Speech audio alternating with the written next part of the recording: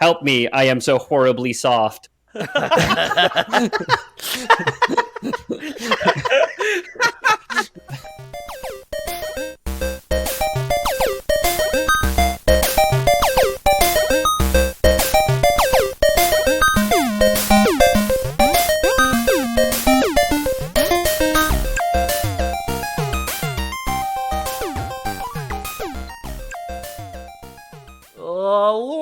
Lore boys here. Hey guys, hey, welcome. Welcome to yet another episode. We're somewhere in the 200s. I don't know which one it is. Why don't you tell me? 225. It's not in front of me. Something like that. Okay. I have I have a memory of all these things here. You have to write them down. My name is James Miller, and who are you, guy? The guy who does the art. Do a barrel roll. It's me, Ethan Hoppy Palmer. Skippy? That was Slippy and Hoppy and There's Slippy, there's Peppy, there's Falco and Fox. Peppy. That's what I was thinking of. Peppy. And there's Wolf. John Wolf. John Wolf. Yep. We're not even going to John talk Wolf. about John Wolf today, though. Trained by the CIA. It's me, Peter O'Donohue. Did you write in do a Laurel roll at any point? I didn't. You know what was the most shocking thing that I found out in this whole episode? We can front load it. It's not actually a barrel roll that they're doing in the games.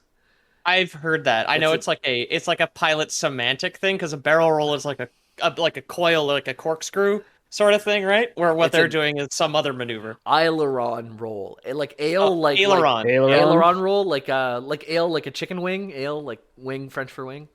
The ailerons are some of the like mobile flaps on like aircraft wings. I don't know if they're on the tail or on the wings or what. Like that's the rudder is the other one is the taileron or some shit. But like I know the aileron roll is like they go like one down, one up, and then your plane goes like one, and then you pass out.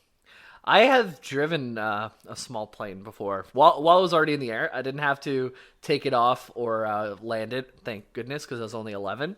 But I was in the co-pilot seat of my stepdad, who had like one of those planes that could land on the water. And that's like a single.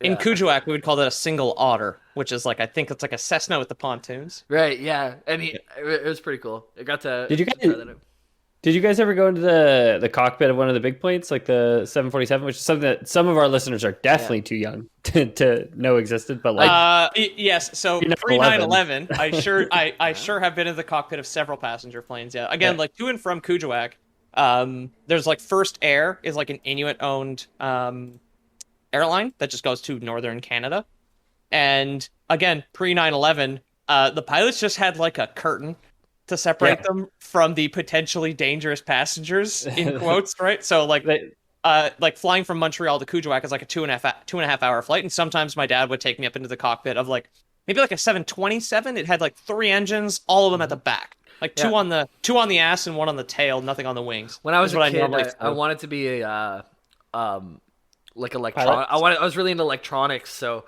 I was actually putting together things with batteries and wires and bringing them to the cockpit, and everything was cool. Like, a couple like sausages, like Vienna links tied to like an alarm clock, like an old-fashioned alarm clock. Essentially like wires and stuff. They brought me 9/11, you could bring a chrome suitcase with a clock on it anywhere you wanted. Now you guys we couldn't get the cap off the water on our flight to BC, so my dad used a handgun just to blow it off the top. You put like the pillow they give you if you're flying overnight, you just put that over the bottle and like execute it like you're trying to kill somebody quietly. I do distinctly remember like being on a flight and the flight attendant was just going around to like every child and like taking turns, and like every kid got a turn to like go up to the cockpit like while it was in flight, and the pilot was just like chilling there. It was on autopilot, and he just like here's this button and that button, and here's what they do. Here's the wings fall off, wings stay on switch, essentially.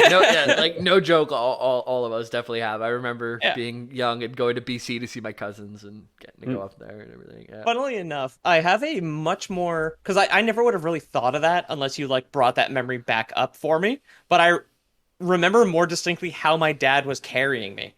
I was vertical with my head out forwards. He was carrying me like a 2x4 basically, and like just like carried me in his arms, like straight in, like under one arm with his other arm supporting me, through the curtain to the cockpit, got to see everything, talked to the guys briefly, and then back to my seat. And you had your arms out like an airplane. You were an airplane in an airplane. I was an airplane for Halloween in Kuujjuaq once. I did make an airplane costume, which was a cardboard box that I hung off my shoulders like a hobo barrel. And then I had little cardboard wings and carved out pie plates into propellers. I was an airplane for Halloween when I was like 3. Very cute. Very cool. So you know who else likes the airplanes? It's the Star Foxes and all those guys. And I got Star Fox, the Star Frog, the Star Falcon, the Star Bunny, and the Mr. John Star Wolf. I don't know this wolf that that you guys want to talk about, but we're not going to talk about this wolf. He's the grumpy one in the Star Fox 64, isn't he? He's like the enemy, I thought. He's like the bad guy. No, that guy is an ape eventually. Andross, right? Andross. But like originally he looks like a mask. But first, before we even get into it, let's thank our sponsors who asked for this one. There's Fitty and Fragile Shark, who are of the paying varieties, so they get the thanks first. And Beef Supreme, you get the thanks next, and I like your name. So you guys all wanted Star Fox, and Pete actually said, Jamie, why don't you do Star Fox? I'm like, that's the path of least resistance. Flohican said it as well, because when you were just like, what do I do? And then Commodore Turtle was just like, well, Jamie, we all like Prey. You should do Prey. And I was just like, I will kill Jamie if he touches Prey. I didn't even know you had played it. Yeah, I played it on PS4, and I didn't finish it. Yeah. Well, don't. It's mine. Yeah. Don't touch I'm my gonna baby. spoil that shit for you. Don't you dare finish that game on your own. Find my baby. So what is Star Fox? For the person who has never played Star Fox, it's a spaceship shooter. It's been a third-person action-adventure game. And mostly those. It's like driving vehicles and shooting, or third-person action-adventure made by our friends at Nintendo. Yeah, the Fox part is pretty incidental. It's very much like Star first, Fox after. Yeah. Have you guys played any of them? I've played 64. I played 3 of them, actually. And I've never finished a single one. Yeah, I've played 64, and I've played Assault. Okay. Which was for the GameCube. But I don't think to completion either of them, because in both cases it was a friend of mine growing up who owned them. Cool. Yeah. Same. So I played 64 at various places, but I never had an N64, but I knew multiple boys who had Star Fox 64. What, girls can't own Star Fox 64 now, Peter? Not in the 90s, dude. I didn't make the laws, but I voted for it as soon as I turned 18. Don't worry, ladies. I'm on your side. Well, they had to wait for the pink Game Boy Color to come out before they were allowed to play video games. Yeah, exactly. We can ask Commodore Turtle if she ever played Star Fox. That's true, yeah.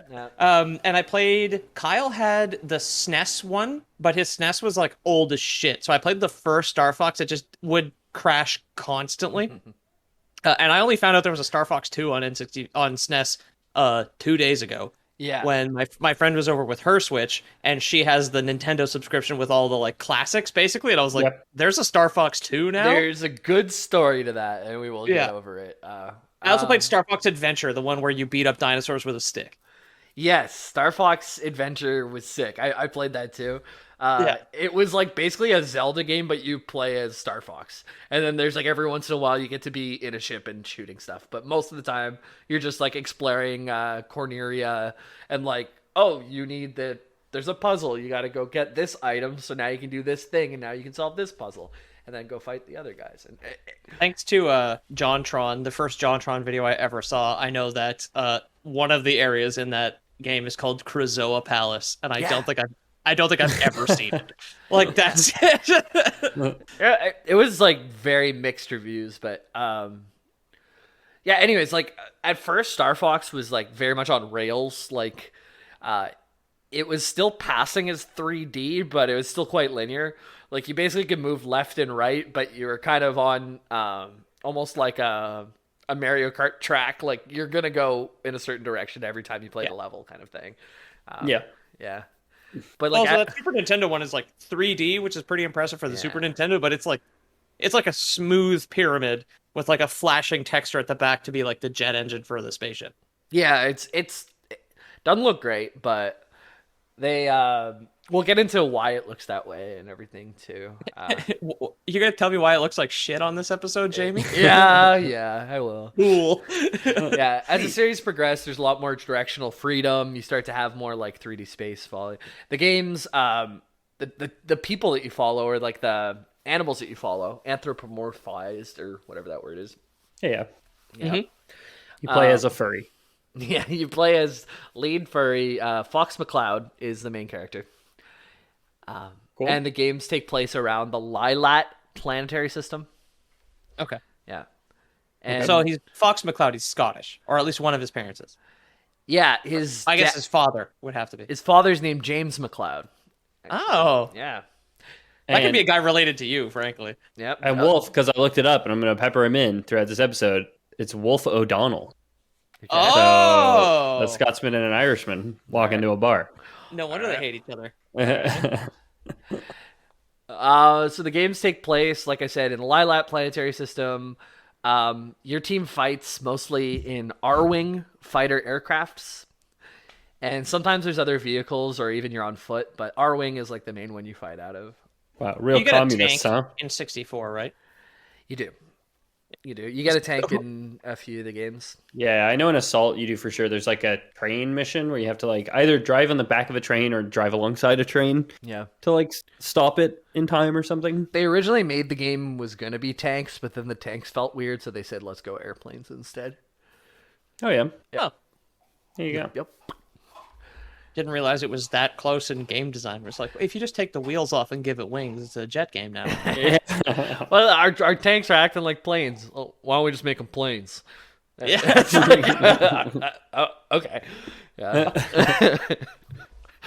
Do you guys know the 4 members of the Star Fox crew that make an appearance in all the games? They're like the ones that you should know if you know Star Fox. We've already said them. So Fox, Slippy, Peppy, and Falco. They all have last names. Oh, I don't know. God I know damn it. McCloud. That's the only last name. McCloud. Slippy. Slippy and Peppy are like kind of like really on the nose, but Slippy Oh, Frog. is it like? it's Slippy Toad, isn't Slippy it? Toad. Slippy Toad. Yeah, But he is a 'cause frog. I remember like Mr. Toad in his automobile is like Yeah. is very much that. Yeah. Yeah. Peppy Rabbit? Peppy Hare, but he is a rabbit. Peppy Hare. Ah, okay. okay. Yeah, and Gotcha. Falco is the only one with a cool last name. Falco Lombardi. Oh, he's Oh. Italian. He's Italian. Yeah. Very nice. And you know what? Spaghetti. I say. They don't say what bird he is. He's not a falcon. He's just an avian race. He's Why? sure, yeah. The first What the fuck? Why that one? I don't know. It's decisions, yeah. Fox is a fox. Slippy Toad is a frog. Peppy Hare is a rabbit. Falco Lombardi is an unnamed. Wolf is a wolf. Wolf is a wolf. I'm on the page right now. Species What Canis. is, you want to let me know what his last role name? is? His role is Donald. in any Oh, of the no. games because he's Oh, gonna have sorry. no part in any of those. Yeah. So Yeah. leader of Starwolf and rival of Fox McCloud. Okay. He's also known as Starwolf. Okay. He was hired by Andross during the Lilat Wars to take down the Star Fox team. So Okay. he's a boss in 64, I think. Okay. So what we're gonna do is do the backstory of Star Fox and the backstory of Andross, leading up to why you should hate Andross at the beginning of the first Star Fox game. Okay. Yeah. Cool. Yeah. And the first Star Fox game was for the Super Nintendo in 1993. I have played this one. It was one of the very first 3D games on console. But the SNES couldn't run the game by itself. It needed a little help. So this outside company from Nintendo called Argonaut Software built something called the Super Effects chip that could render these 3D polygons, but it was placed in the cartridge rather than in the console. So it was like an extra bulky or I guess it looked the same, but it just had more on the inside. Oh, wow. Okay. Yeah. So this is very much pre 9/11 because you can just have secret microchips in your game. Yes. Yeah. I remember Can't do that anymore. Yeah, back before Star Fox, I was able to go see the inside of all the cartridges before I played them. Choose to play my SNES games. Yeah. Don't you remember in the first Mario Kart when Yoshi got to show you the wheel? No more, man. Yeah. Super effects shit. Yeah. Yeah, so this is great for the user because you don't have to like alter your console in any way or get like a Super Nintendo. You could. You also don't need that like leaning tower of like clip-on Sega bullshit that you ended up with like the 32X and the Mega Drive or whatever. I had a Japanese copy of Mario 3 for the NES, and you had to put like a converter in. So it was like basically two things stuck together that would go inside my Nintendo so I could play it, but it worked very well. Yeah. So yeah, if you played Star Fox on the SNES today, it wouldn't look so good. Oh, before I missed this, one of the engineers of the chip was named Ben Cheese. Just had to say it. Okay. Ben Cheese. Sorry, I'm looking my beer there. Him and Greg from the Bionicle episode got to get together and sort it out. Yeah. Greg and Ben. They mentioned 3 names, but Ben Cheese, you're the only one going to be remembered throughout history because your name is Ben Cheese. Now, is it like CHEESE or is it like a European, and you're just like anglicizing like CHIEZ or something? Oh, it's straight up cheese, baby. Just hell yeah. Cheese. I'm getting tummy aches already. Yeah, stay away from Peter. You menace. Don't shake his hand, Pete. Yeah. I can play Star Fox. I just need to take pills first. Which is probably if they made Star Fox VR, it would probably be the same story today. Actually, I don't know if any of you have tried space games in VR, but being upside down then backwards and turning around, it's like so incredibly like confusing. You're so used to racing in like a 2D plane. Once you add 3D, you can get lost so easily. Yeah. I mean, not even 3D, just like stick movement, it's called, as opposed to teleport movement, just like breaks my brain. Where like I can feel my body is very clearly stationary, but you press the stick forward and it starts like moving your character forward. I just like. Yeah, I'm Dr. Steve Brule stepping onto a boat for the first time and vomiting immediately. Seasickness. So yeah, oh, man. But he sure does love sushi sandwiches. I know. Arizona Sunshine made me immensely dizzy immediately as far as VR goes. Yeah, but Half-Life Alyx did not. So one thing that helps too is if you have like a HUD. So if you could see the inside of your ship, like you can see a bit of the dashboard, you see the rear view mirror and stuff. Like just because we've been in cars for so long, like it helps our brain kind of deal with it. But it's hard for anyone. But anyways, Pete, because of the cheese, can't play Star Fox. Ben Cheese. You know, if you should be listening to this episode, honestly. Yeah. I'm fine. Yeah, if you played Star Fox on the SNES today, like Pete says, it doesn't look so great anymore. Like, the R-Wing is like a single polygon with 2 polygons as wings kind of thing. It looks like really, really bad. You can understand what you're looking at. It's very creative. Because, but it's 3 white triangles and like 2 blue triangles, right? Yeah. The work that they did with those like 6 polygons was pretty good. Yeah. Like the tech now is almost 30 years old, but at the time it was like an absolute feat that you could have a 3D flight simulator on your console. Not quite a flight simulator, but like what it was. It was crazy that on the SNES, where most things were like sprites for like Mario side scrollers, like to have 3D there was really, really big. Yeah. Yeah, I watched my friend play Earthbound this weekend again when we were on our Switch, and it's just like Earthbound doesn't even have like battle animations. Yeah. On the Super Nintendo, like it's like a bunch of like flashing lights and static images. It took it to the absolute limit, like of the console. Yeah. Earthbound came out a year after Star Fox. Yeah. Jeez. So. And Star Fox, like some other SNES games that use the Super FX chips, were when they ported Doom over to the Super Nintendo. Hell yeah. And also Super Mario World 2, Yoshi's Island, just for the amount of sprites, and they wanted to like have different sizes of stretching the sprites and stuff like that. So I guess so Nintendo could make one of their Mario games look as good as possible. They gave it as much processing power as they could. So Star Fox 64 even also revolutionized the video game industry because they were the first N64 game to feature Rumble Pack support, and they threw a Rumble Pack in when you bought the game. Hell yeah. So they brought us to the Rumbleverse. Oh, step into the Rumbleverse. Featuring Bruce, the Banner twins, I guess, or the Banner brothers. Yep. The guys who say, let's get ready to run. Yep. That's sporting. Oh. Or that's Buffett, I think. Excuse me, the Buffett brothers. Right. Maybe the R wing stands for Rumble Wing. Who knows? Isn't it AR though? So yeah, you actually you foiled me, because the next point was going to be the R wing was named after the shape of its first letter in its name, and it's A, not R. Yeah, yeah. So it's named after the A. It looks like an A when it flies. Like most planes kind of are in that shape of a fuselage. But anyways, like yeah. It Or looks like like Star Wars ships are all kind of named after a letter. You've got like the X-wing is the main one because it's got like the crossed wings. Yeah. Yep. It's just weird that why not call it the A wing? Like, why do you have to go AR wing? Because it sounds so much like R wing, and then they it did name sound like R-wing. and then they name it after it.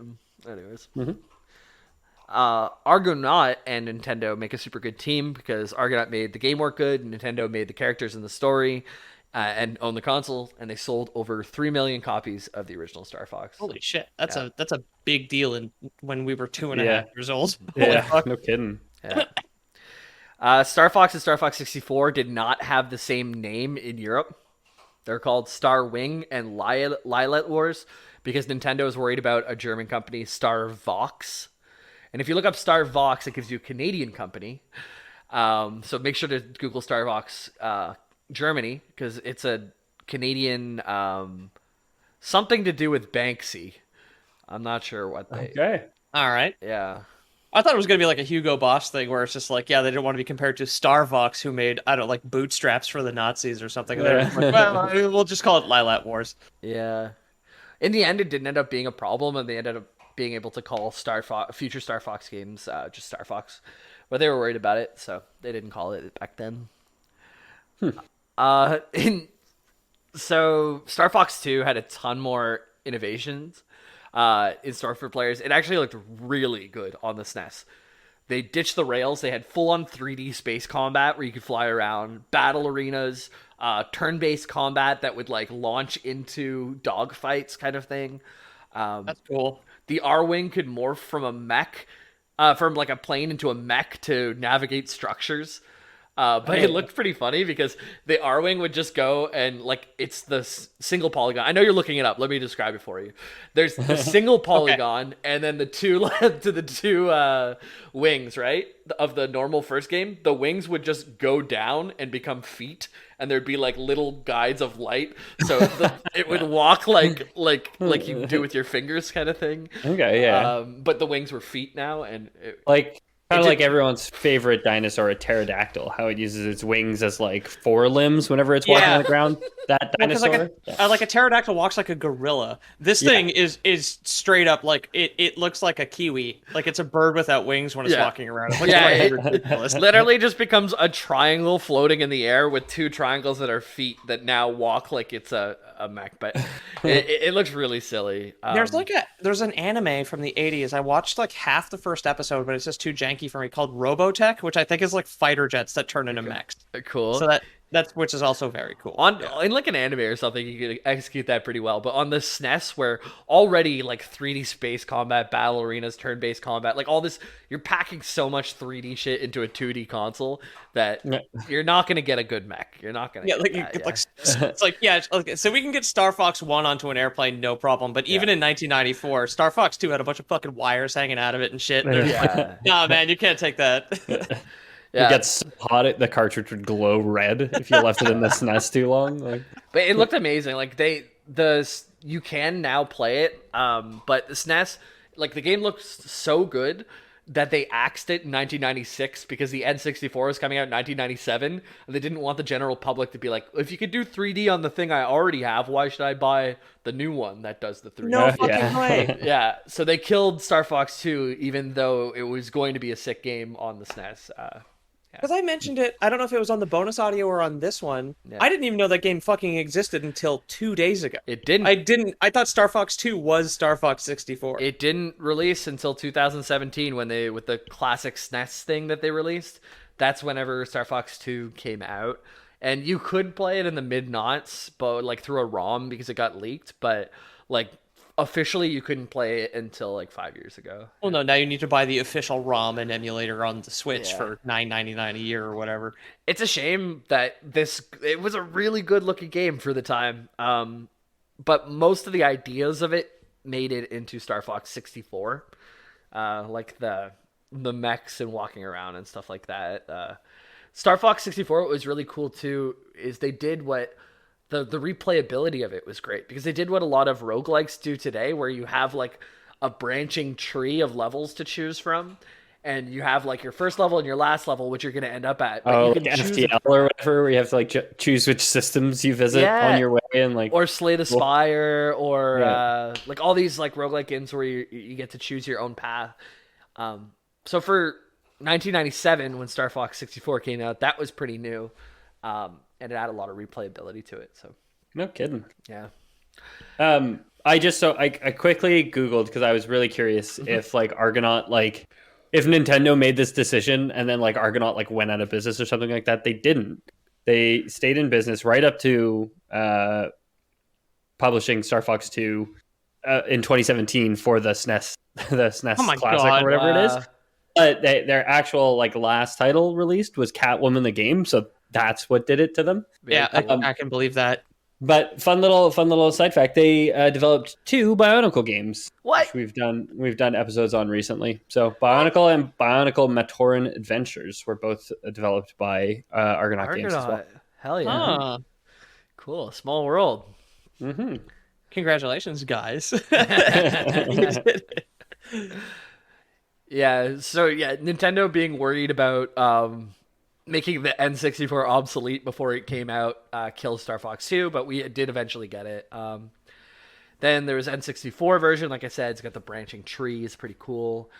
But after the N64, the series goes away from 1997 all the way to 2002. And eventually a game that... Just crazy, because it was popular on the N64 too. Like everybody who had an N64, or like all the kids at our age, knew what Star Fox was, right? Like even if like I didn't have it, but like I knew what it was. Most people in OG Smash too. Like he was Fox. Sure. Most like people today, like the 18-year-olds we have in the Discord server, know him from Smash and not from games. Like yeah. That's probably where they know Wolf from too, because Wolf's also in Smash. Yeah, my roommate Scooter would play Fox and I would play Captain Falcon, who were, I think Fox was the fastest character and Falcon was either the second or third fastest character in N64 Smash. So we'd have like these really quick battles where like quick blocks going off, and like it felt really intense. We weren't the highest level, but we were close to each other's level, which made it a lot of fun. And we would bet who takes out the garbage. Game of Smash. We're hungry for McDonald's. Who goes and buys 4 McDoubles and lugs them back from town to home? Game of Smash. And we were the only 2 in the house. We would always come close to beating each other, and then anytime anyone came to visit, we would just wipe the floor with them. Like no one could take a stock off of us. It was really fun. In our own little world, we felt like elites. And then I went to a tournament and for N64 Smash.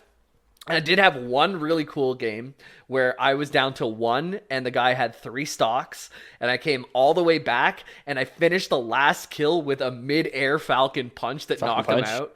Oh man, I got chills. The crowd went wild. And then I played a Kirby the next game that I didn't get a stock off of, and and I just got the floor wiped with me. But I made Kirby in Smash 1. Oh yeah. In Melee, I made Luigi. Cool, dude. Because he could do the sideways move where he turned into like Peter getting carried by his dad on an airplane. Oh yeah, he just went completely horizontal, like shot himself through the air like a missile, and that was my favorite. It was a very cool move. Melee at the highest level. Like I've never been at the highest level of any of the Smash games, but with all the wave dashing and stuff, it's just so insane. Melee. Yeah. I feel like the one that I'm the best at is the 64 version, but yeah. Well, where was I? I got so sidetracked here. Sorry, pause from 1997 to 2002 for Star Fox Adventures. Which is like a thing that Nintendo does to everything except like Mario v Sonic at the Tokyo Olympics, right? Like all their good franchises that don't have Mario, they're just like, no one wants to buy this. We will never make another one ever, which is like Metroid, Like I played Super Metroid this weekend for basically the first time on a Nintendo console. good, This shit kicks ass. I know Dread is supposed to be good, but like Metroid, I think Metroid got more love. They got like Nintendo, GameCube 1, 2, 3 Metroid Primes, right? Yeah, you had the Prime series, but then like after that's been like 22 years, and all we have is a JPEG of Metroid 4, right? Or Prime 4, Prime right? 4. Like, That's what the fuck? Dread looks really good. That's a game that I if I had infinite dollars, I would buy and play. But Nintendo games are just way too expensive. I wish they would. I know they're three people who have played it, and all three of them say that it kicks ass. It's apparently excellent. Yeah. Apparently, it's like even a little bit hard too, which I'm like, cool. I'm down for my 30-year-old gaming career. Like, I feel like I'm ready. I'm ready for a hard Metroid game. Like, let's do it. Take off the training wheels. Yep. I'll call him out. I don't know when to listen to this. Kyle a bitch. He couldn't finish Dread. Yep. There you go. I've never played it, so I don't know if I'm gonna eat those words one day. But like, yeah. So yeah, it takes 5 years from them to go from Star Fox 64 to the adventure game. I liked it. A lot of people didn't. I kind of talked about it before. Part of the reason why it wasn't as good as it could have been, I don't know if you guys remember, but around the 2002 era, Rare was owned like 49% by Nintendo, and all 51% was bought out by Microsoft. Yeah. And then they're like, okay, well, we control your game now, and it's going out like right now. It's going out as ASAP as possible, baby. So it's not ready, but let's go. And I played the game and I liked it. It felt like a Zelda game. I was young though, like I was 11 when I played it or whatever, or like 13. I think it's probably after it came out a little bit. But I like those adventure type games, complete puzzles, fight enemies. Mixed reviews though overall. Remember the dinosaurs? You needed to get like a headset that translated them because they had like a goofy unga bunga made up language. Yeah. Like before you could get the translator, they'd be like, like Fox spoke English alone, and everyone else talked like they were in Banjo-Kazooie, right? Yeah. And the original Star Fox had the Banjo-Kazooie bit too, like the one. Yes, that's true. Yeah. Yes. Yeah. Okay. But they spoke English in the N64. N64, they hired voice actors to be like, so we would care more about the characters, I guess. Star Fox Adventures, the dinosaurs you're talking about, it was originally developed not to be a Star Fox game. It was going to be a game called Dinosaur Planet, and they renamed it, reskinned it to be a Star Fox game. That's why there's just like a bunch of dinosaurs now, and it's like, okay, this isn't really what we were doing before, but now we're crash landed on a planet, so this is what we're doing. Okay, yeah. That's a pretty good reuse of assets, honestly, I gotta say. I like the game. I'd like to... I don't have my GameCube anymore, but I'd love to look at some gameplay now to see if it is as good as I remember it. I probably have some nostalgia goggles on. It's got an aggregate score of 82 out of 100 on Metacritic. So okay, all right, generally well received. Yeah, 8 1/5 doctors agree. Yeah, recommend. Yeah, yeah, recommend taking the cap off your toothpaste before you get onto an airplane. Okay, so that's all like the real world stuff that I'm the production shit. Yeah, that's all the stuff that I like going over before diving in. But let's get into some in-game lore. What is Star Fox? Do you guys know what Star Fox is? It's the name of the Air Force, basically, right? It's like the Army is called Star Fox, and he's just coincidentally a fox. Or so yeah, it's not named after Fox McCloud. It's named after his father, James McCloud. And, okay. Oh, they should have called it Star James or James Fox or James Fox. So it's not like an army; it's a team of mercenaries. They're adventurers for hire. Oh, thank God! Yes, unaccountable men who kill for money. Yeah. Oh, so they should have named it Blackwater, is what you're saying? Yes, of course. Or Foxwater. Yeah. So Star Fox was founded by James McCloud and eventually would be led by his son Fox. But since it's in none of the games and it's only in like Nintendo Power and stuff, let's dive into the James McCloud history. And a fellow JM, I can't let him just get forgotten, right? So, yeah. Fellow Scott. So the picture that I posted that looks like Fox McCloud but with sunglasses is James McCloud. Oh shit, he's the cooler fox. Yeah. They literally just put sunglasses on his son. It's too bad that those sunglasses weren't hereditary, because that's pretty cool. Yeah. Well, I mean, sunglasses, you normally do hand them off to your son, right? That's why they call them sunglasses. Glasses that you give to your son. Yeah. Obviously, he was blown up in action, so the sunglasses were destroyed with him. Yeah, not quite blown up, but not far off. Yeah. Also, give my son command. You bury me with my. I want to die with my glasses on. I like how in the picture that I thought it was just like fan art at first, but if I clicked on the image, it got slightly bigger. You can see JAM on his flight suit under his coat. So straight up is just Cooler Fox. Yeah. Yep. No, I took that from the wiki rwing.wikipedia.com or something. Oh, okay. Yeah. Nice. But so what we know about Fox, his son, is his mom and dad aren't around by the time we play the games, and we'll learn why he's an orphan. Okay, yeah. There was like they were flying in the what is it? The Cornetto system, the Cornelia, the Lilat system. Lilat. Okay, they're flying in the Lilat system. You're not far off from their home planet. Is like the planet is what I'm thinking of. Cornerian. So they were flying in the Lilat system, and like it's classic dogfight where he's like, I got him in my sights.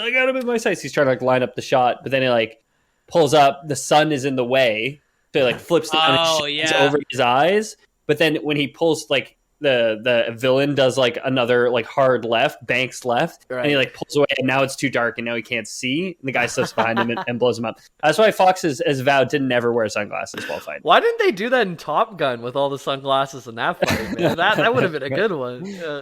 I heard that movie saved Ray-Ban, like the company. Oh yeah. Huh. Yeah, because like Tom Cruise, like allegedly, just like had a pair of Ray-Bans. He's got the Ray-Ban Aviators, right? Yeah. And apparently that movie, which I am sad to say I've never seen, but the trailer for the new one does look very cool.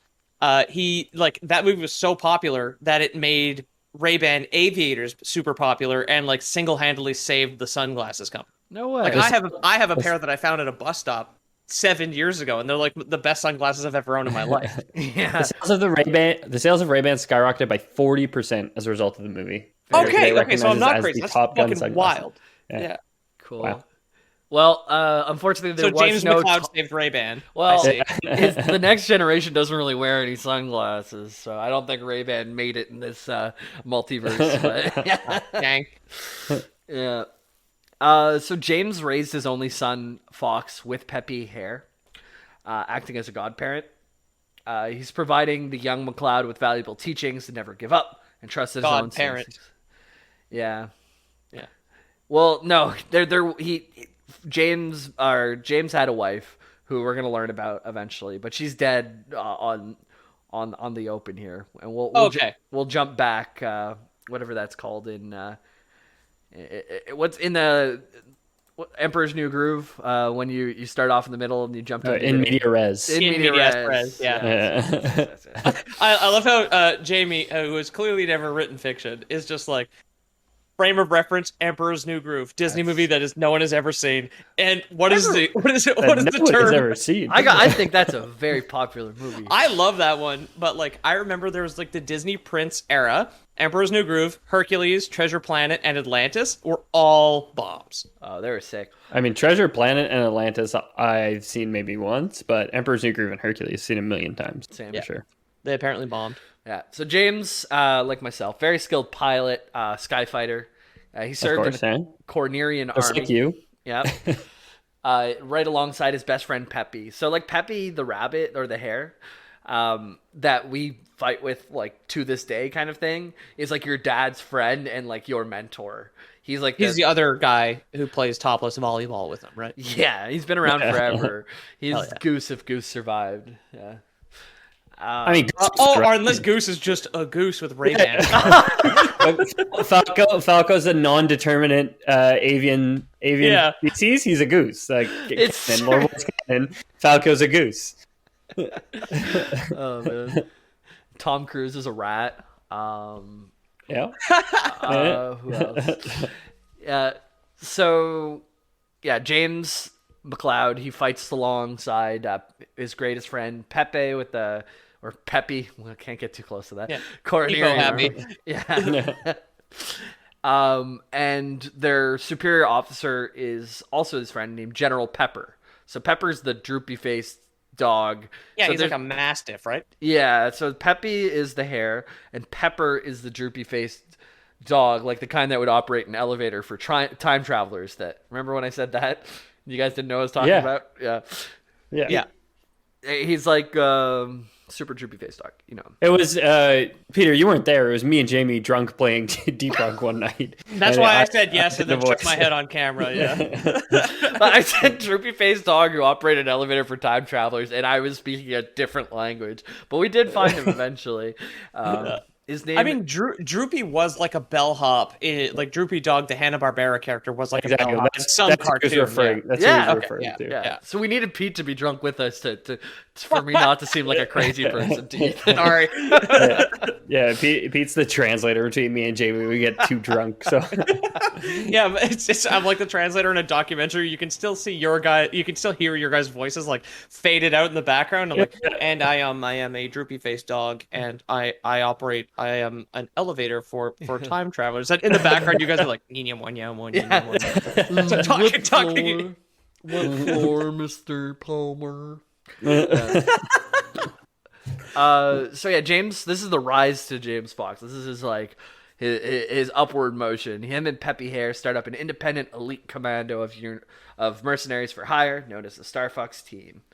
I mean, there is like an actual pipeline of like military to PMC that is like troublingly common. So that's exactly what you would do. It's just like, I'm tired of all these fucking rules. Am I right? I'm tired of people telling me who I can and can't kill. God damn it! All this red tape. Yeah. All for free too. What the fuck?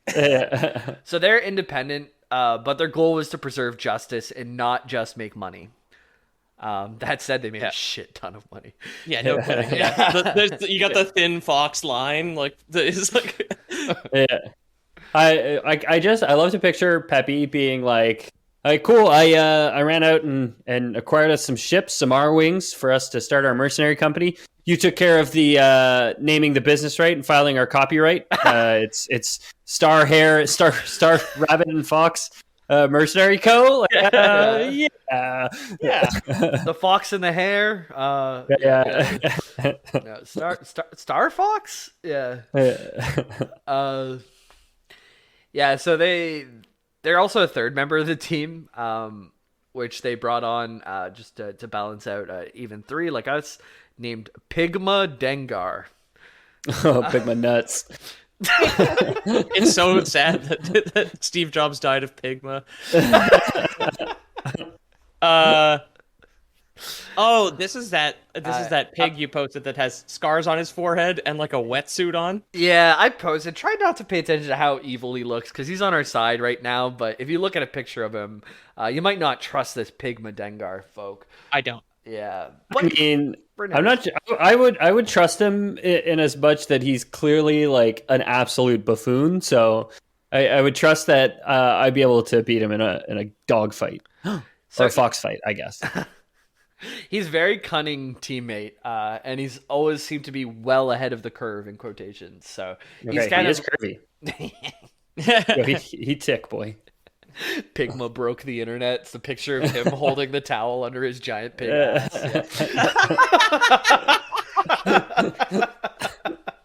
I don't want to draw that. Don't write it down. Right here. I saw your fucking arms moving.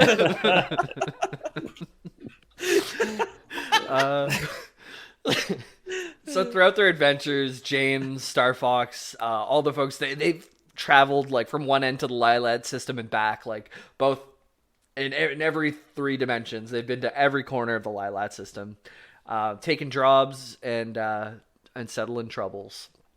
Okay. Cool. Yeah. So even though justice is their motivation, the money wasn't bad either. They had earned a lot of space money. So they're like, James like, let's reinvest in the business. Let's get a new team's headquarters.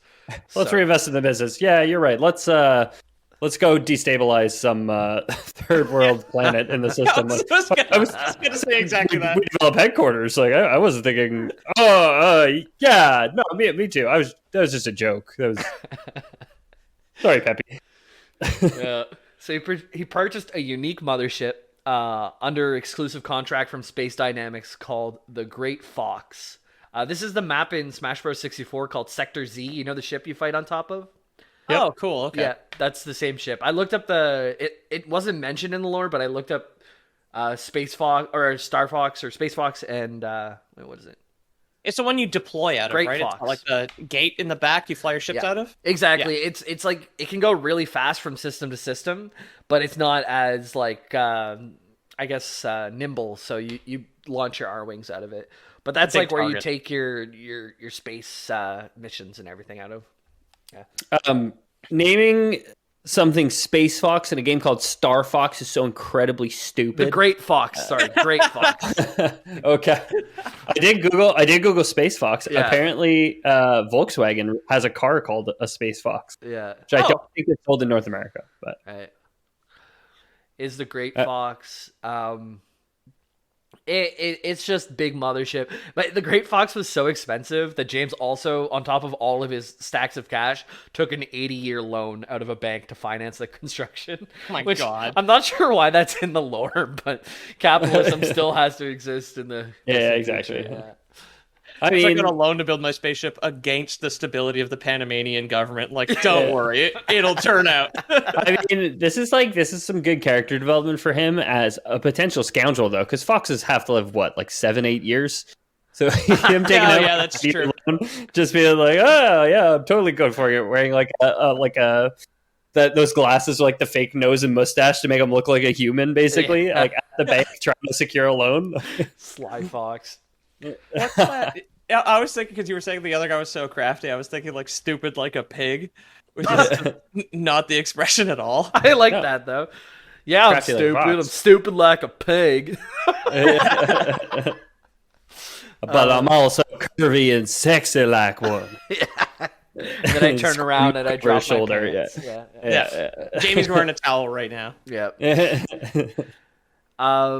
So yeah, this is kind of like the buildup of Star Fox. The main three folks who started: James Fox, Peppy Hare, Pigma Dengar. Pigma is supposed to sound like Dogma because he's dogmatic, is what they said. And Dengar is from a certain dialect of Japanese. I think it's Konsai. And that dialect of Japanese, they often finish their sentences in the word Dengar. So Dengar was supposed to be like a kind of a Japanese joke, like a wordplay thing. Okay. Yeah. So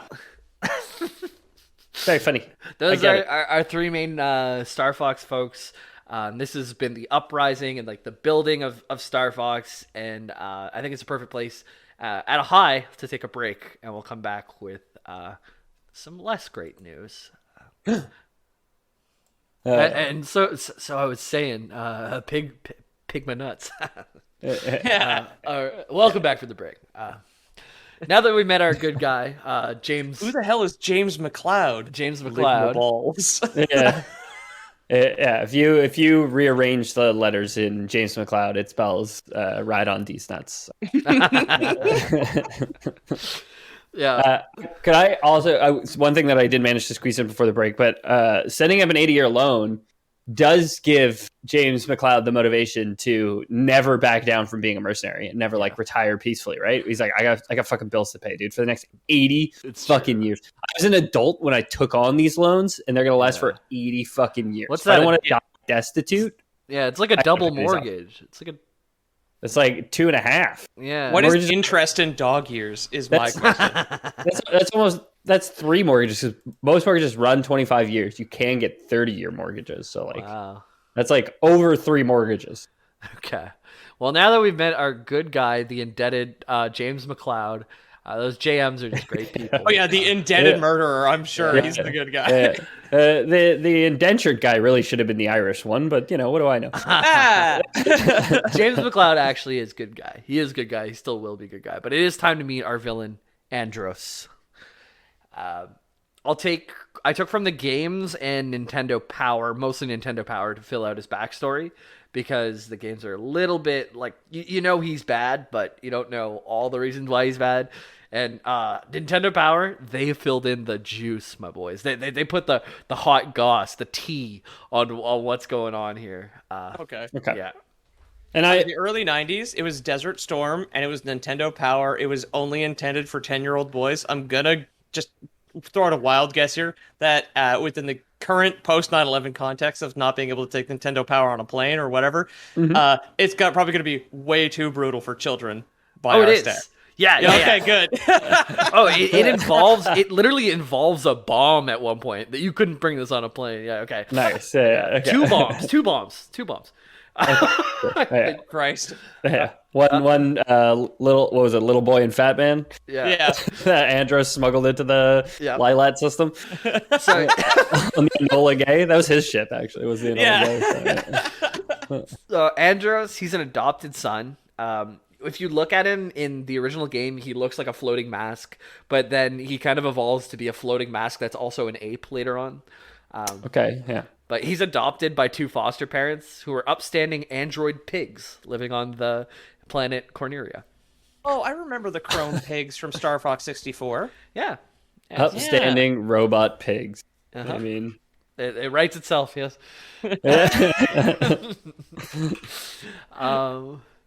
Yeah, so this is the same planet as the Fox team. And he followed in his robo-parents' footprints as a scientist.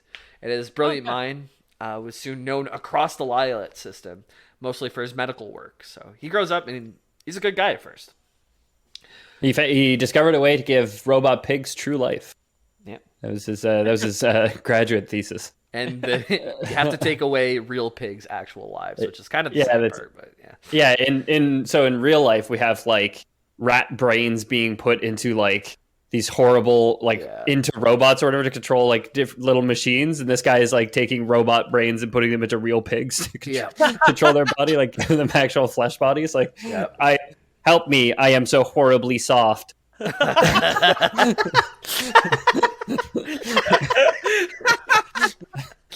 I say that to myself every time I poke myself in the belly, honestly. Yeah, that's what got Pete going back to the gym.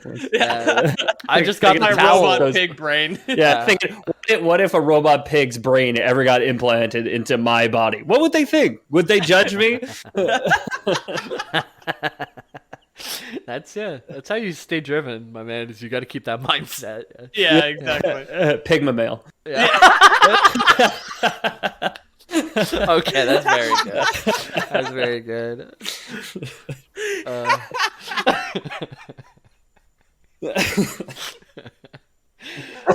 So yeah, you got it, because in my head I was looking for something to put on grind set, but it's okay.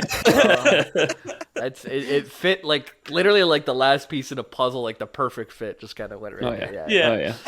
Squeezed it in like a greased up pig. Yeah. So over time, Dr. Andross kind of starts to shift towards bad guy energy, because he starts to focus on biotechnology and warp technology. So it could be okay stuff, but it's a lot more dangerous than the medical stuff he used to be focused on. It's the classic arc of every like science villain. They always start off with good intentions, but then always end up like ambition at the crossroads of no more lands to conquer, and then they're just like, what about, and then they go off and do war crimes. Yeah. What if I build a black hole at the center of our solar system, but it's for a warp engine, guys? Come on. Yeah. So I'll put your robot pig brains into flesh bodies that can live in outer space or something. I can kind of lore boys connect the dots on 2 of these points why he might have changed his attitude. Okay. And to both of these things we learned from Nintendo Power. Andross's parents get killed because of a cruel, unspecified military experiment from the Cornerian government. So they put the pig brain into the people to try and get them to go to the gym or something. Where do you think, General Droopy, where should we run this strategic operation to blast microwaves at a planet's surface? Well, why don't you do it at the robot pig planet? Surely microwaves won't damage them at all. Yeah. But unbeknownst to them, Andross had turned them all into real pigs. Like, Yep.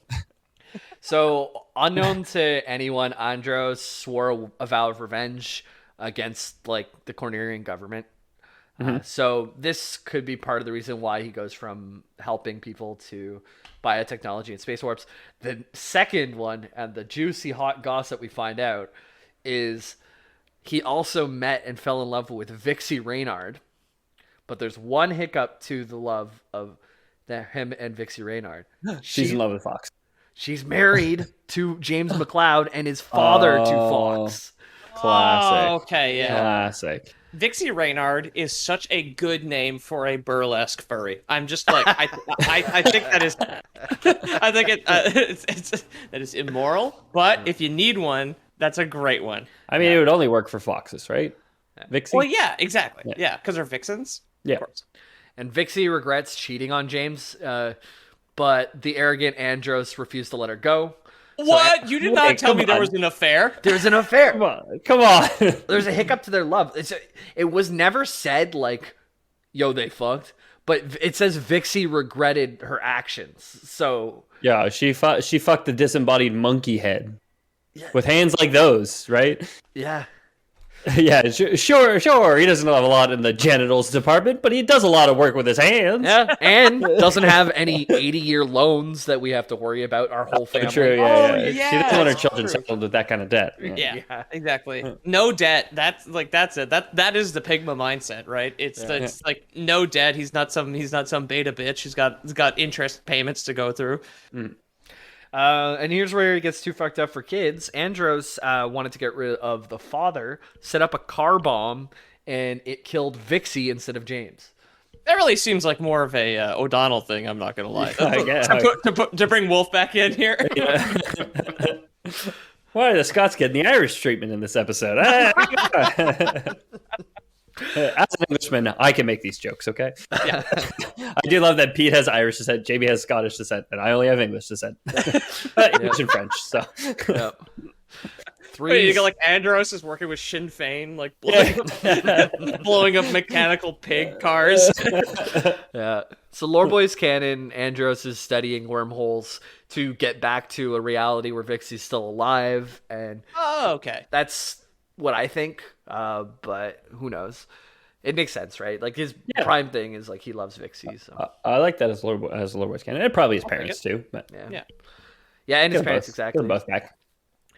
So Andros' experiments are kind of becoming more and more dangerous, and Sergeant Major Dr. Pepper, or General Pepper, he told Andros, all right, you know what? These experiments are too dangerous. Like, go back to medical stuff, but you can't do this wormhole technology anymore because it's a risk to public safety. I draw the line at brain transplants. Yeah. Yeah. Pretty much, yeah. Even though he's told to stop, Andros continues his work. And eventually he caused an explosion that wiped out a huge portion of Corneria, the main city in Corneria, and even had consequences for the whole Lilat system. And it just so happened... I mean, any explosion that would have consequences for an entire Lilat system, I have to believe it would have more dire consequences than wiping out a single city on the planet that it occurred on. It just I feel like it would atomize every single person there. Yeah. Yeah. Well, I guess maybe it happened at like in space and it like just barely reached the city on Corneria or something like that. Yeah. It did. That's pretty much what happened. Yeah. So it just so happened that Andros caused this explosion on purpose. He had a plot to basically get back at James. He doesn't like James McCloud so much. So This will show that arrogant fox for making me blow up my girlfriend. I like to think that like James Fox in like very Wile E. Coyote, or like Andros in very Wile E. Coyote fashion had like painted a car for James Fox or James McCloud to get in, and got tricked by Vixie getting into it or something like that. Very Machiavellian. Yeah, it's like you've got like the car painted on like obviously the Red Rock Canyon wall, and then like the little like plate of bird seed that just says like stable South American government on like a little wooden arrow. And he's just like, ooh, I do. Yeah, but he just runs right in and like starts enjoying blowing up the stable South American government while Vixie gets caught in the painting. Yeah. Naturally, of course, because the Roadrunner can always like run through the painted on tunnel. Yeah. So Andross hatches a plan, and he puts up an assignment for Star Fox. So Fox Sr. or James McCloud, he was unaware of the wife's affair to start with, so he didn't have any reason to believe that Andross like had any ill will against him. Okay. He's just like happily going about his life, kind of like the Roadrunner, like you say. Somebody blow up my wife again. Better do some bombing raids on underprivileged countries. It's the only thing that cheers me up, gets me out of bed in the morning. Yeah. So Goose is sitting there. He's just like, "Come on, man, wake up, get back into it. I got your Ray-Bans out here and everything." The job number 2 is hauling, or the bomb number 2 is job number 1, and it's hauling this newly developed gravity bomb to a field laboratory in the Meteor asteroid belt for testing. Simple delivery mission. Star Fox has done way more dangerous shit in the past than this, so like James, Pigma, and Peppy the Hare, they took flight and they start their delivery. Nice, let's do it. Little did the team know, Pigma had been contacted by Andross already and was a turncoat. Andross had offered Pigma vast riches to turn on his team, and Pigma was greedier than he was loyal. So he's not dogmatic. Big thing. Look, you're a Pigma, I'm a Pygmy, Marmoset, you know, we got all in common. What can I say? Yeah. So once they were pigs, my parents were robot pigs and by adoption, but yeah, you would trust pigs if your parents were pigs, wouldn't you? You would trust pigs if your parents were pigs. Put that on a piece of corn.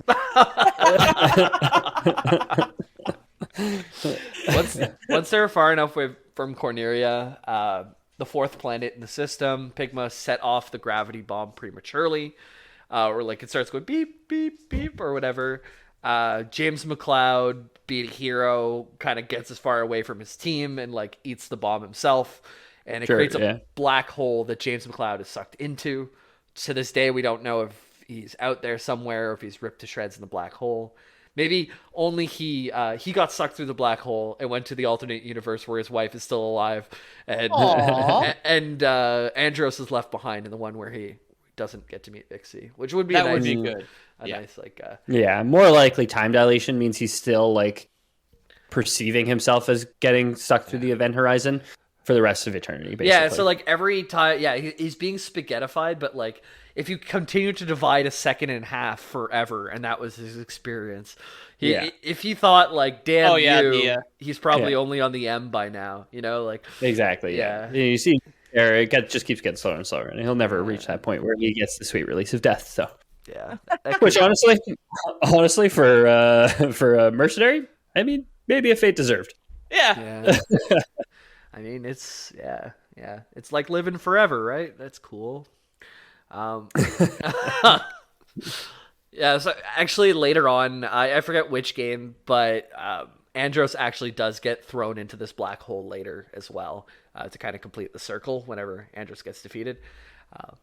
So James and Andross get thrown into a black hole. It kind of leaves it open to if they want to make a Star Fox 2024 or whatever, and say James and Andross were both thrown into the hole. They're both still alive. You get to meet your dad and all that stuff. That'd be fun. Yeah, but Nintendo Direct in June, like Nintendo Direct 2022. We're gonna get a Star Fox JPEG, and then wait 9 years before it is inevitably canceled. Yeah. So this would have been the perfect crime since Pigma would have kind of gotten away. And James would have been sucked into a black hole. But Peppy, he's an expert flyer. He's probably one of the best like people behind the wheel out there. And he just one who gave you those sage words of wisdom, do a barrel roll. So exactly. And he managed to barely escape a black hole. He returns home basically with his spaceship limping. And literally on its 2 legs, like a Kiwi word.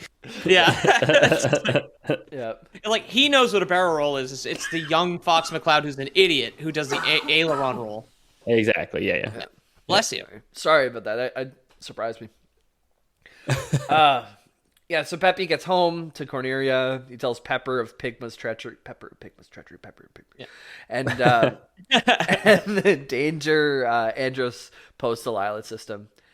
He also told Fox of his father's fate. So, like a young fox, basically. yeah. Okay, yeah. Exactly. Up and coming in the academy. Andros gets banished. We'll talk a bit more later of where he ends up. But Fox, he's a cadet in the Cornelian Defense Army Academy, the CDAA, and he hears the news. He's super upset. He already lost one parent, now he lost two. But he knows it's by the hands of Andros, so he's got a chip on his shoulder for Andros. And he doesn't know that his mom died by Andros, but it happened. Right. Of course, Yeah. And as the only survivor of the original Star Fox team, Peppy insisted that young Fox takes on the leadership role. You know what? You're new. You're a kid. You're a kid. You know the difference between a fucking barrel roll and an aileron roll, but you know what? I got a good feeling about you. Your dad took the company from me, didn't leave me with a majority control or even equal control, anything like that. I only got 10% of the shares. He got 90% of the shares. Yeah.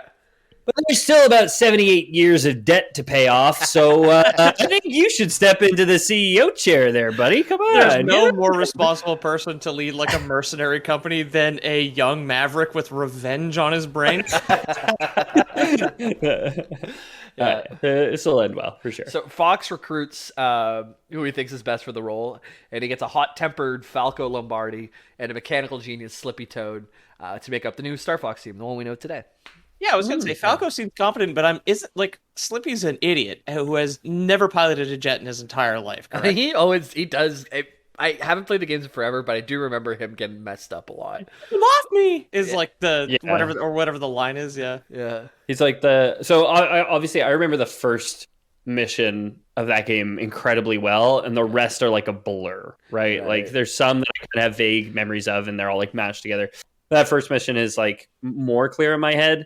And I feel like it's definitely Slippy's, because like as you're flying, like it's a rail shooter, right? So as you're going over the rail, like your teammates eventually get picked off like one by one kind of thing. And Slippy's like the first one to go for sure. Yeah. And you can save your, or according to the videos watching today, if you are skillful enough, you can save your team members by like killing things fast enough or even blocking shots for them and stuff. Okay.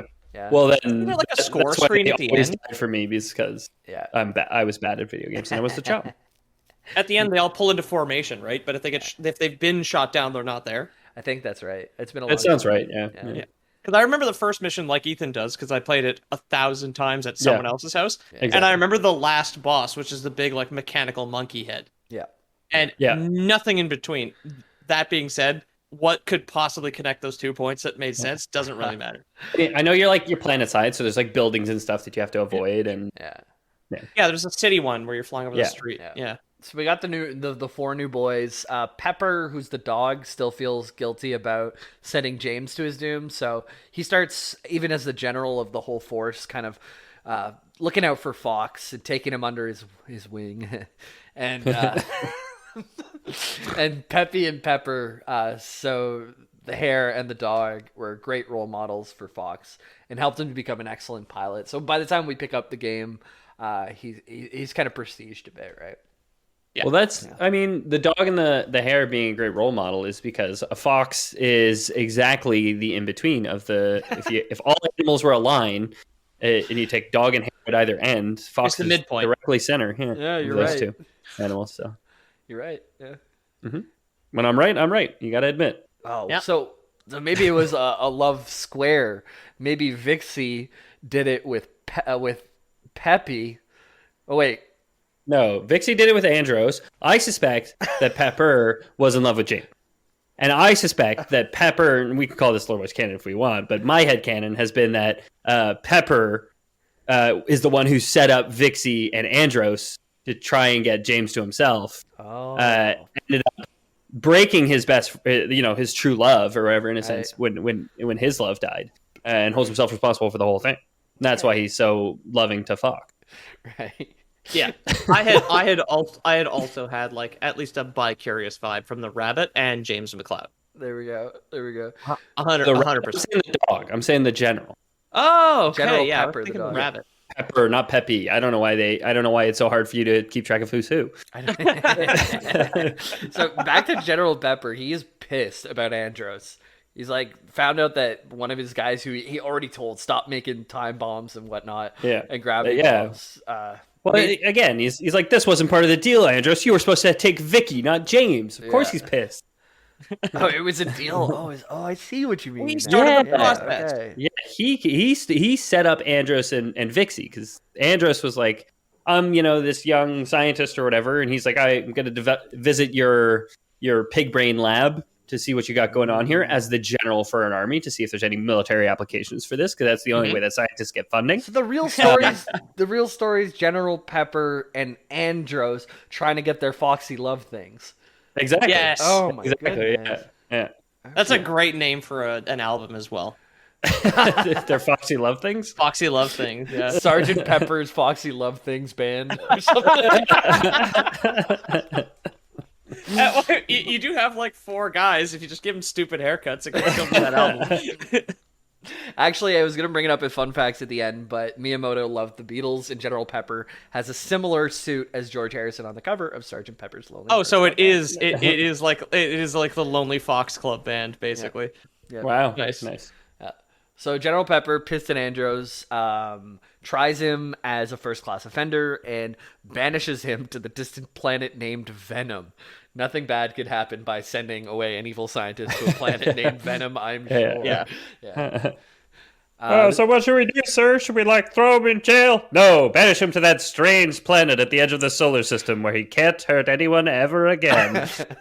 Surely he's too stupid to figure out a way off the planet, sir. Wasn't he working on warp technology and gravity bombs? So the people on Canaria believed he would die on the planet, but we know better. He kind of fit right in.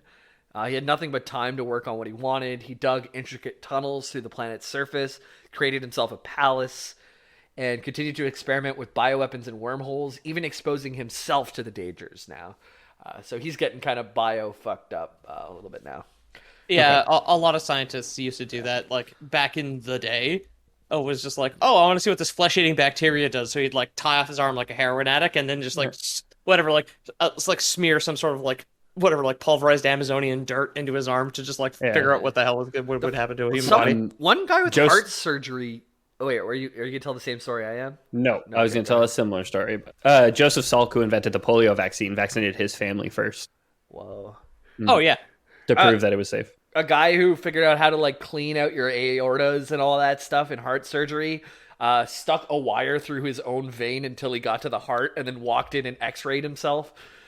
Yeah. Don't like that. Yeah, I don't like that at all. You describing that, I could feel it in my wrist, and it reminded me of just the self-test of COVID, but 50,000 times worse. Yeah. There was there's a story, Leonid Rogozov, a Russian doctor in Antarctica, who was the only doctor I know present at the time who got not a bladder infection, but appendicitis. And had to operate on himself and take out his own appendix. There's a great picture of it, too. A black and white photo of him looking down at his own appendix, taking it out. So Andross taking out his own appendix and putting it back in just to see what would happen. He's got a pig appendix now. He's got a robot pig appendix. Yeah, of course, yes. He proclaimed himself Emperor Andross over his new kingdom in the planet Venom, and he vows to destroy the Lilat system. He's pretty smart, so he starts to attract locals and other scum. There's lizard people who join the cause, a bunch of other henchmen. He's smart, and he's the Emperor, so sketchy space people just start following him. There's no aliens. Everybody's a robot animal or a regular animal, right? Yeah. I think because canonically, our Christian God is the God in that. Yeah, exactly. Okay. Noah, when he was done repopulating the Earth, was actually sent to space by God, where he went and populated various planets with the animals that were on the Ark. Right. Yes. Right. And Noah's Ark, it honestly cost him 80 years of debt, but it was worth it. Yeah, it collected interest for 80 years and 80 nights. Yeah, exactly. Well, the first 15 years, really, you're just paying the interest. You're not really paying you're not really paying off the arc, right? So. Well, that's why Noah had to live like 600 years was to pay off the loan he took out, right? Like 600, 900 years, man. Yeah. How old was Noah? Oh, like 950. Oh, geez. Shit. How old was Methuselah? He's the oldest He's man. over 1,000, yeah. Yeah. Okay. Yeah, Noah was the second oldest. And I know this because one time we looked it up at Bar Trivia, Peter. Mm-hmm. Oh, 969. So he's 19 years older. Nice. Didn't quite make it, idiot. I do remember looking that up. Where were we? I know exactly where we are, but I'm not going to dox us. Okay. I can tell you later. 969 is the... Sorry, I just want to say, 69 is the sex number. 969 is the cuckold number. Because you have the 69 having fun over there, and then you have the with their back to the 69. Damn, Methuselah. And if you look at it in a mirror, then it is... So it spells murder. Red,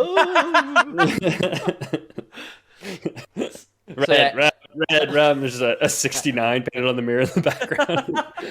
Yeah, Andross being able to alter his own body, he can grow quite old. Maybe he is old as 969, but we'll never know. And he's a cuckold. We know that because, no, James McCloud is. Well, it's both. A little bit of both. It was kind of sharing. Both. Yeah.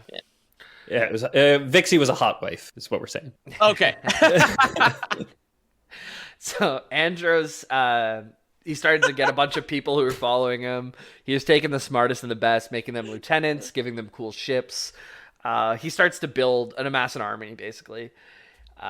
And with this new power founded by the forces of Venom, Andross creates an empire. So this is kind of where the games start out. Like Star Fox 64, you're all the way on Corneria, and all of the forces of Andross are pushed all the way to your final door, which is your home planet, and you have to kind of push all the way back to Venom. It's a Stalingrad moment, basically. Yeah, or maybe not to Venom, but at least where Andross is. I'm not so familiar with it, but so here's where you set out to avenge your father and your mother by setting out to kill an ape who was born to pigs. And it's really personal this time because your main villain not only killed your parents, he also fucked your mom. So, yeah. So that's where Star Fox starts out if you want to go play those old Star Fox games. They're on Switch. Yeah. Both the old ones are. I saw it, yeah. Some fun facts. I'm going to see if I got to any of these. I got to all of them except for one. Oh, no, two. So in Japanese, there's a saying, like dogs fighting monkeys. Dr. Pepper is a dog. Andross is a monkey. Dr. Pepper?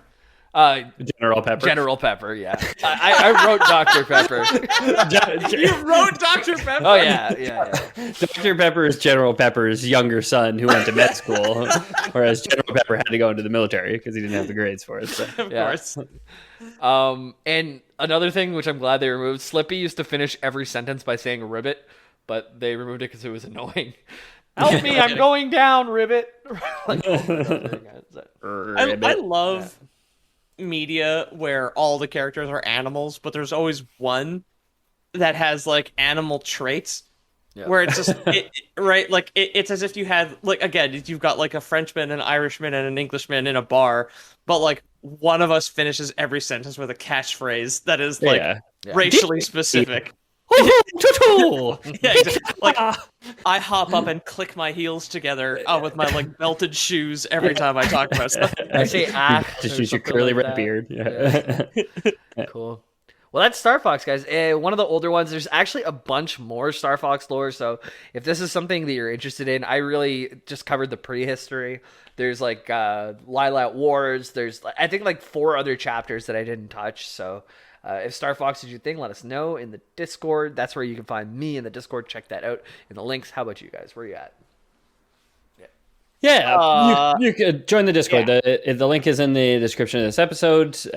Feel free to also, if you like the show, leave us a review and tell your friends about it. It really helps the show a tremendous amount. Also, if you guys wanted to get in touch with us and have us read something that you wrote on air, we are planning another mailbag in the coming weeks/months. So feel free to take a look at that. And finally, we will be at Comic-Con 2022, Montreal Comic-Con, I should say, 2022, COVID permitting, of course. because who knows what's happening with that crazy virus these days. But we're keeping an eye on it, so you guys should too. If you guys can make it to Montreal, it'd be a great place to meet us.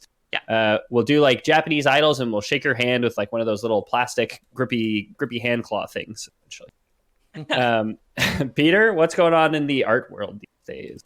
Yeah, Comic-Con specifically is July 7th to 10th, 2022. Art World is good at Loreboys Podcast on Instagram. Check out Squared Idea. I am working on my comic as much as I can with a full-time job, but I'm making good progress. You will see something substantial, in quotes, TM, at Comic-Con, but otherwise, yeah, that's something it. girthy. Pete's got a girthy comic for you. I sure do. I got it's, don't worry, guys. It's a kidney scraper. Pete's gonna eat, every time he draws with like a quill almost. It's like something just dipped. But what he does is he actually runs it up the veins in his arm to his heart, and he uses his heart blood to draw his comics. So. It's straight from the heart. Yeah, definitely do check out Squared Idea and look for the Black Frontier. Yes. Otherwise, you can check out our merch. Currently, we still have an ongoing sale for 9 more days. Code LoreBoy50 for 50% off everything in the store. Yep. Link is in the description because it is like spring.com/loreboy or whatever. Just click the link if you want to buy a t-shirt or get on Discord. In the description. It's called the Black Frontier because the blood in your veins is red, but the blood straight from your heart is black. Is black. Yeah. It's from Peter's heart is black. It's strange. I think it's an Irish thing, but yeah. But yeah, code LoreBoy50 at the merch store up until May 18th. That is to celebrate 500,000 downloads, and thank you all very much for that. Loreboy50 for all you guys who didn't hear it the first few times that Pete said it, because me and Jamie were riffing in the background. Thanks for listening, everybody. We do have a Patreon, patreon.com/theloreboys, if you want to support the show that way and get access to some exclusive perks like all the loser titles that Pete saw me writing down on this episode that we release every Monday, usually after recording, sometimes on Tuesdays. We also will release some bonus content every Thursday, and you guys can get access to this script on Friday. You can see what Jamie actually wrote, and you can kind of reverse engineer our jokes that we put together as it was kind of happening. Yeah. You can see how ill-prepared we actually are for this Honestly, I don't like the script thing because it makes me have to be way more accountable. Sometimes I would just copy paste from the wiki and think in my head, paraphrase when this happens. But now I literally have to post, I'm like, okay, well now it just feels like plagiarism, so I have to rewrite it beforehand. Oh, I didn't mean to have you do extra work. I think it's like I've heard some reviews of like a couple of people who actually do go through it where it's just like, oh, it's neat to see how you guys got to this point. But ultimately, it's just an available bonus if you want it. You don't necessarily have to read through 5 pages of like. Ding us for plagiarism. Go to every wiki and just Control F. See if any phrases are shared. Oh, you'll find some for mine. Crunch at us. Yeah. But we can talk shop off air. That's patreon.com/theloreboys if you want to litigate against us.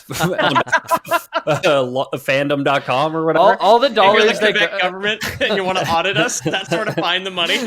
All the dollars that go to me anyways, I can say I'll invest back in the show, whether that's a new camera, that's a new mic. Every once in a while that's buying Elden Ring on day 1 so I can actually get the lore out for you guys. Yeah, exactly. Yeah, it was worth it. Yeah.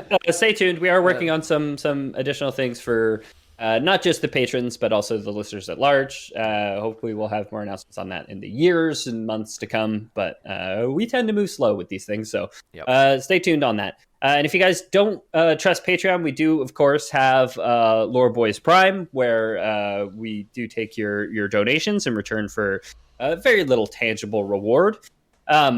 We have done this before, I'm pretty sure, but we are once again starting a mercenary company, of course, to terrorize the solar system.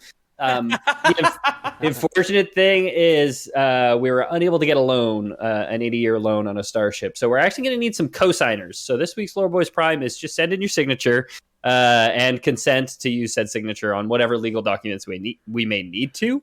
We'll be on the Lore Boys Prime website. We'll be putting up a draft document sign that'll basically say you consent to us using your signature and basically granting us the power of attorney. Awesome. Future, so. I'll be Pigma, and I'm going to get all of the loot at the end. So that's my that's name's what no I'm good my name's no good on the moon, so I can't sign those documents anymore, man. Okay. Well, I mean, yeah. I mean, we need people to sign them for us. So Pete is trapped on the moon. He's on a lunar base, so they're building the starship for us right now. But make sure to head over to wherever Lore Boys Prime is sold at a 7-Eleven near you. Just head on over there and tell the dep clerk that you're looking to sign up for Lore Boys Prime. The rotating rack. You've got like the prepaid visas. You've got the Amazon card. You've got the Lore Boys Prime thing. It's right Lore Boys Yeah. Prime, And those are just iTunes gift cards that you should send to Lore Boys. And that would cost today, Lore Boys. Lore Boys. Out.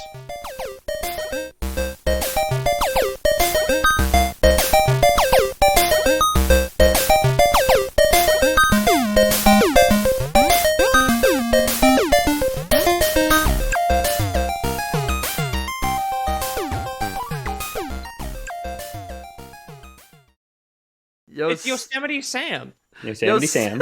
Yo, Semites. Was the gunslinging rabbit hating Yosemite Sam Jewish all along? We spoke with the creator's family to learn. Okay.